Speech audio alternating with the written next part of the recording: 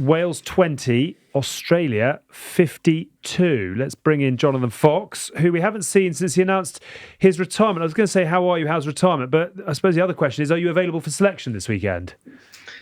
Well, I'm going to dust the boots off this week and see if I might hang around the Vale Hotel and see if I can get on the pitch. But no, thankfully, obviously the timing seems pretty good at the moment. It's just it's a tough one at the moment over here in Wales. It's pretty dire and the outlook isn't that much brighter, I've got to say. 11 defeats in a row. Sorry to go through the detail. The worst run in 143 years. Bucket loads of empty seats. Warren Gatland saying, I'm more than comfortable supporting the best decision the Welsh Rugby Union will make. It's about talking to the right people and making the right decisions, whether that's from the union perspective or my family. So, I mean, everyone's reading into all of that. Give us a sense of just how bad it is, because I suppose for context, it has been pretty bad at times over the last 20, 30 years. Where are we right now? Obviously, results don't help. And I think you probably think, right, we're back into one of the worst times I've known it. And it's really sad because it's obviously not a lack of effort. And it's almost it's international rugby goes through waves, and currently we're at the bottom of that wave and we need to get back up to the top. And, we've been talking about, this group needing time and whatnot. And, I think people's patience and with the success that over the last 15 years that we've had, people's expectations are a lot higher of the Welsh rugby team than previously. And they need to make sure that, we need to look at Welsh rugby as a whole now, I think, and make big decisions for its future, because it obviously it can't go on like this. Otherwise, we're just going to become, a second-tier nation and be comfortable with it. And that's it. It just can't happen. I mean, Gatland better than most, both with Wales and the Lions. What do you read into that statement he's made? I don't know whether he's, reading into it. Maybe he's comfortable to accept if people feel that he's not the right man, then he's more than happy to walk away. But I don't think he's almost waving the white flag. He's almost saying that, people need to make a decision. I think it's a case of he's making people who should be accountable as well, accountable for their jobs. It's not the head coach. Welsh Rugby has problems all over the board where, you look at under 20s level, at board level, there hasn't been good press for a long, long time. I suppose the follow-on question is, it's a crap analogy saying that Gatland is the sort of the fairy on top of the cake. You can very well change what's at the top, but by the feel, it's the entire cake that's the problem here. Exactly. I think, personally, I think 4 regions is 1 region too many. I think you look at what's happened at the Premiership, you've gone down to 10 teams. That makes competition for places in squads far harder, dry standards in training as a whole. And the product you've had this year, like the Premiership, some of the results and performances have been amazing by teams. And I think in Wales, having 4 teams allows, some average players to become professional rugby players. You need to make sure that there is competition. And when you get that opportunity to be a professional rugby player, you need to realise how lucky you are. When the Premiership went down to 10 teams, it made all those players that were in Worcester and London Irish think, Jesus Christ, I've got to work twice as hard now to get into another club, because those opportunities aren't going to be there. And that's where I see that going down a region, making it the quality of the teams better. Which region would you get rid of? I don't get paid enough money to make that decision. I don't get paid enough money to make that decision. If you believe the media, it's the Ospreys. Oh, really? That are the one, and I think there've been conversations in the past where they have pulled the plug and then everyone's gone up in arms and so they've put it back in again. Yeah, but I think also the history of the last 10 years probably hasn't helped, because it's probably fully painted over cracks. The team that they had, I think they were number 1 in the world in 2019. And they're now 11th, point. 5 years later. Now, 5 years.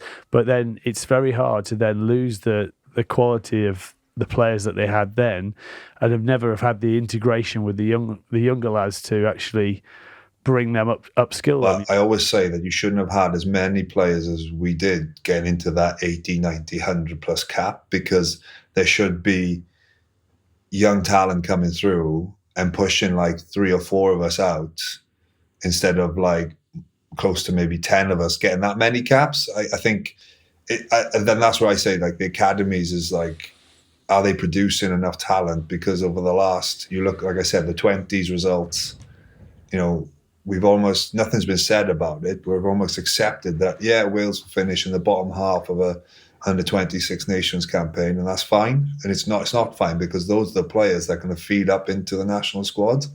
So there needs to be more investment into them to try and make them better as players. At what point does this become terminal, Foxy, and it is a sort of blow it up and start again job?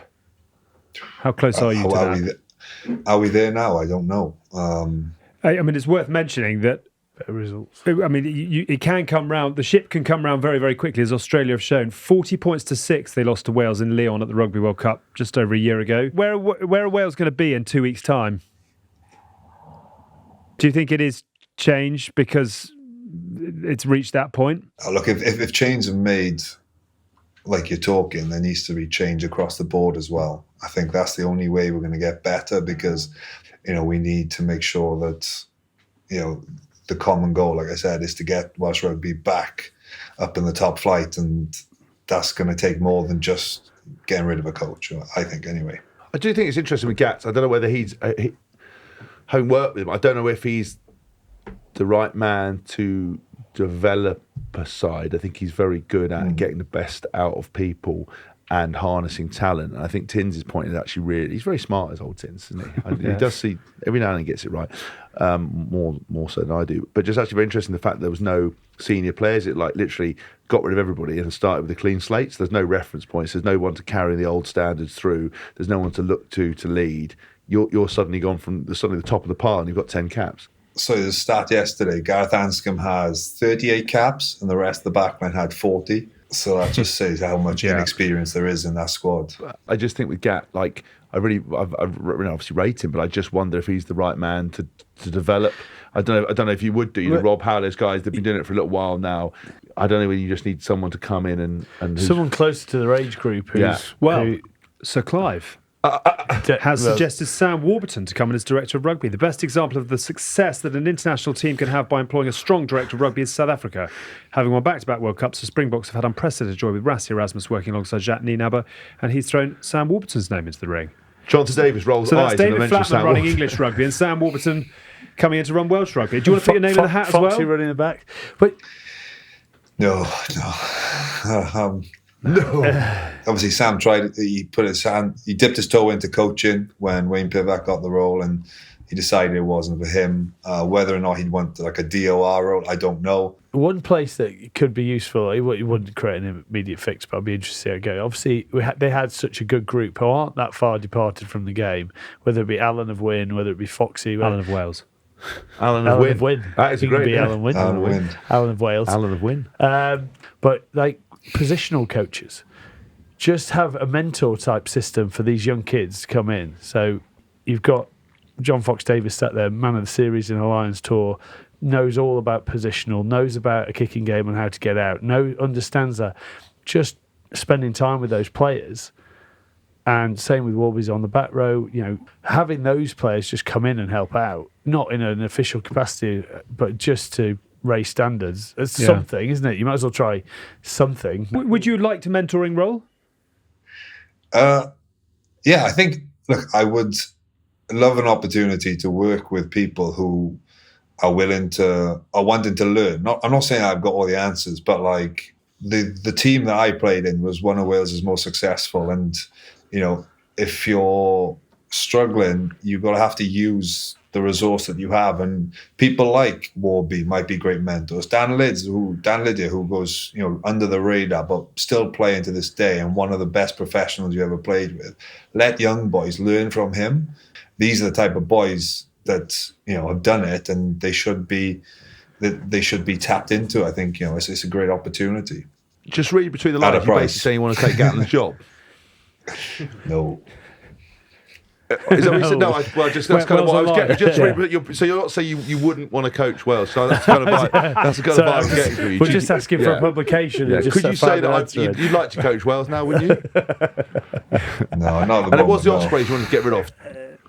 Yeah, the Ospreys, get rid of them. Did you just say that? Yeah.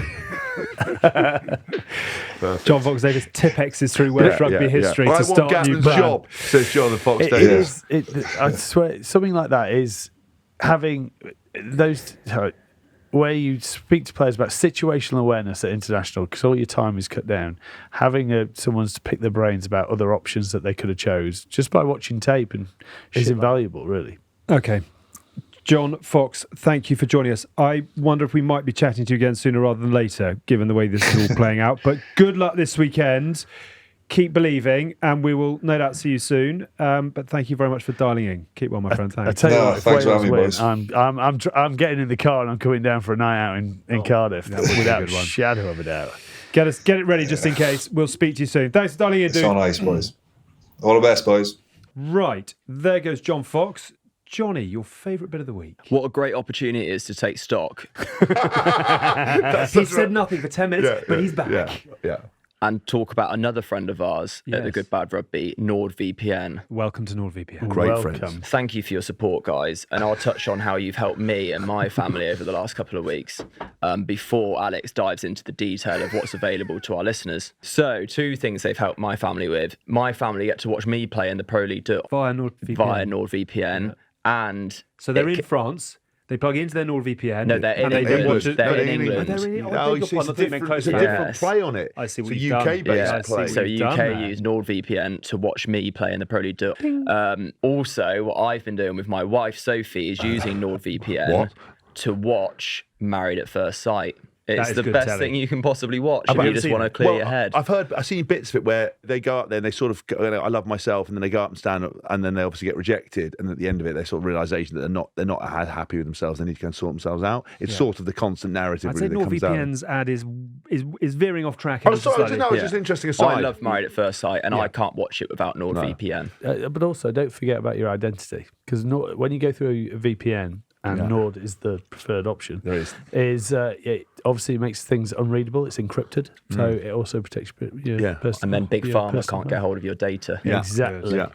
The deep state that Donald Trump's warned us all about. Or steal your crypto. Yeah. Slightly lighter tone for the ad read itself, which is if you're enjoying a holiday abroad or on less of the deep state, more if you're going on holiday, or if you're outside the UK on a business trip, you can switch your virtual location to back home so you can access your streaming services to catch all of the action from the Autumn Nation series as well. So that plugs in nicely. Very nicely. To get the best discount off your NordVPN plan, go to nordvpn.com/goodbadrugby, and our link will also give you 4 extra months on the 2-year plan. There's no risk with Nord's 30-day money-back guarantee.